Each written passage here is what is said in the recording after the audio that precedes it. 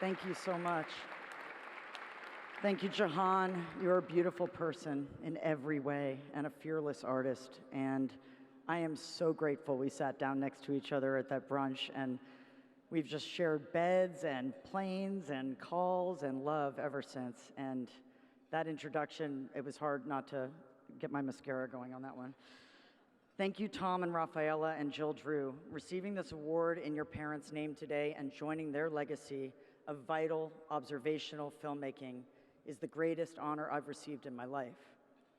Tom and Rafaela, I first remember meeting you when you invited my film Join Us to your Stranger Than Fiction series in 2007. What a wonderful series that is, as is your Pure Nonfiction podcast. You've elevated our work in crucial ways, curating it, sharing it, protecting it. Thank you for being such champions of what we do, and also for embracing Last Flight Home here at Doc NYC. My heart is so full looking out at all of you. I got to know so many of you when I intimately hosted BYOD, Bring Your Own Doc. What a great gig that was. We covered over 300 of your films in 5 years, and that's when I fell in love with the doc community. We're all in our own little spaceships so much of the time, isolated from one another due to the sheer work it takes to make great films. But thanks to BYOD, I got to step out of mine for a time and meet all of you, and it gave me great perspective and joy. I also have to thank you for helping me raise my son.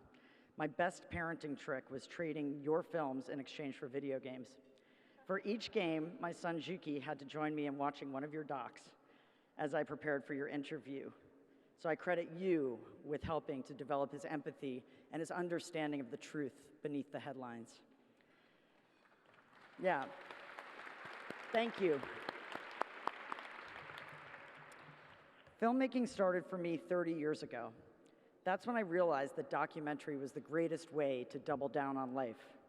I was a 19-year-old college student. They didn't have production facilities at my school, but they offered a class called American Documentary Film. That's where I saw 3 features that lit me up and changed the course of my life. They were Frederick Weissman's Titicut Follies, D.A. Pennebaker's Don't Look Back, and Robert Drew's Primary. Drew, with the help of our great verite forefathers, invited us into the war room with a young John Kennedy. I realized that their cameras were a bridge into worlds I could never otherwise enter, and I signed up immediately. Learning directly from people on the front lines and then taking audiences on that journey was the most holistic process I could engage in my life. By my senior year, I would only take classes where the professor agreed I could make a film instead of write a paper. So I took a class called Transgressive Women in American Culture. Great title for a class. And I applied to enter women's prisons in Connecticut. When I drove out with the tapes day after day, carrying the stories of these inmates outside those prison walls, I felt like I was practicing some sort of alchemy, freeing their voices from inside time so that their truth could be felt and their experience could be understood beyond those prison walls. It felt like the ultimate transgression, but for good. 20 years later, the governor of the state of Connecticut finally saw the nature of the beast and granted our subject, Bonnie Jean Forshaw, her clemency. My son and I were there in 2015 as she became a free woman. The power of what we do is infinite. That said, I always tell my mom, I'm gonna stop making documentaries, right, Mom? Mostly because I end up pulling too many all-nighters at the Avid, cutting 2,500 hours down for Dig and 5,000 hours down for We Live in Public. After that one, I called my mom and told her, I said, shoot me if I make another documentary. And then I inevitably made another and another, so I guess I'm a lifer. Robert and Ann Drew set out to establish a form of documentary that gives the ability to look in on people's lives at crucial times so we can experience a kind of truth that can only be derived from personal. Last year, I made the most personal film I've ever made in my life. I wish I could share it with the Drews and hear their thoughts. My family and I were shocked by our tenacious, beloved father's Eli's determination to die.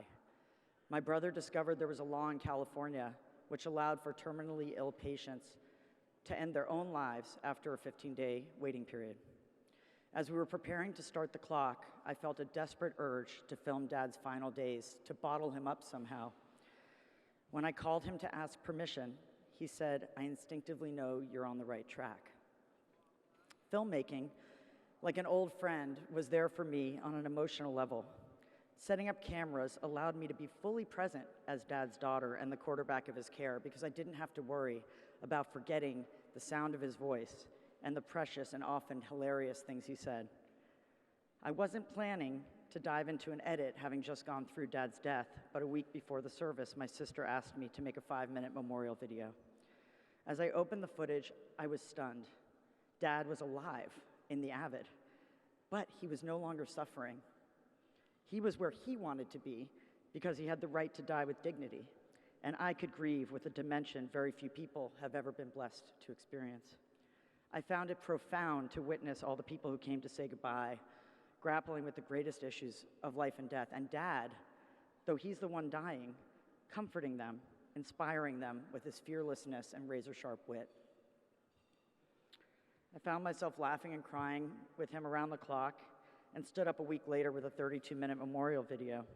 My sister was not too happy. She had planned a service, not a film screening. From there, the film flowed through me with an urgency and fluidity that was instinctual. Maybe I was on the right track. Still, before the premiere, I thought, oh no, what have I done, putting my family at our most raw and vulnerable on display? But I also thought, if I don't share this, it would go against everything I've dedicated my life to doing. We needed to share these lessons that we learned from our father about how to love, how to live, and how to let go. And from my rabbi sister, who guided our family across this terrifying chasm. These were the greatest, most transformational weeks of my life, and I was hoping that sharing them could help others face what we all have to go through because, as Jahan said, none of us gets out of here alive. We also hope as a family that it will change the law here in New York and in the 21 other states where medical aid in dying is up for consideration. Dad having this agency at the end of his life was a gift to us and one that should be allowed for terminally ill patients and their families who wish they could also have this basic human right over their own bodies. Yes, it has to happen. It has to happen. Honestly, we didn't know about this, and without it, we wouldn't have had the closure, and Dad wouldn't have had the good death he was able to have, and you all deserve that right. I think one of the most inexplicable miracles of our art form is how the more intimate we get, the more relatable and affecting our work can be. The greatest gift of the direct cinema of Robert and Anne and Penny and Chris is that when people watch these films, they're invited to be with our subjects without mediation, without narration or being told what to feel or what to look at. And that frees them to have their own very personal experience. That said, Werner, you've created your own genre and inspired all of us with your singular voice and style. Congratulations, and I look forward to interviewing you next week at the DGA. To my dear friend Geraldine, congratulations on your much-deserved award today. Your why not attitude has driven so much positive change, and your signature, all good things, really says it all. And anyone in this room who's received an email from Geraldine knows what I'm talking about. For me, you made sure with the help of Jamie Wolf that my Mapplethorpe director's cut saw the light of day. Thank you. There's so many people to thank who have helped me as an artist, but I want to turn you loose, so I'll name just a few. To Michelle Satter and Bob Redford and all the advisors at the Sundance Labs, you helped me and so many other artists put truth on screen.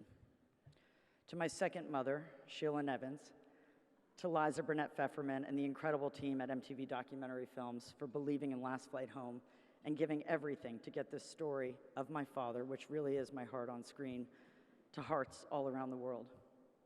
To my number one teammate and love, Morgan, you gave me crucial help in every way when I decided I had to document my father's final days without a crew. And this film wouldn't be the same without your beautiful score. To the team at Interloper Films who have brought their A-game to all of our projects, and to my original interloper, my brother David, who co-founded the company with me as we taught ourselves to edit at the public access station. He's still my favorite editor to call in a pinch, because he sort of shares the other half of my brain. To my son Juki, for the deadline I couldn't push that forced me to finish Dig and become a mother 19 years ago. You gave me my most important job in life. Rachel, you've inspired me for decades, with your tireless fight to heal our broken world. You have a longer arrest record than I do, which is saying a lot, for all the best reasons. And even though you can't stand cameras, you've put up with me filming you for years. So thank you. Mom, there was no business in this when I started, but you and Dad always supported us unconditionally. Even when I made my one phone call from jail while filming Dig, you and Dad didn't scold me. You just tried to figure out how to get me out. And you stuck with Daddy no matter how much hardship befell you both. From you, I've learned loyalty, grace, and I hope I inherited a little bit of your Bronx spunk, too. So the subjects of, yeah, I love you, Mom. Dad was from Brooklyn and Mom from the Bronx, by the way, and it was a tough beginning with the baseball thing that you guys have going here. To the subjects of all my films who taught me everything I know, and especially to my favorite leading man of all time, my father, Eli. Dad, the greatest things you taught me were to follow my instincts and be nimble, to lead life with an open heart, and most importantly, to always be truthful. Truth and trust is why we're all here. Our most powerful work comes from our authentic relationships with our subjects and rendering their truths, which, to be sure, no algorithm can predict. Critics might comment on our craft, but if our work comes from our heart and captures the heart purely in all of its perfect imperfection, then we have magic. And we all know what this feels like, and we work deeply to capture it, again and again as we chart our course, alone but together. I love so many of you in this room, and I am so proud to call myself a documentary filmmaker. Thank you, Doc NYC, for inviting me to join this legacy of legends. Dad, I know you're watching, and this is yours. Thank you.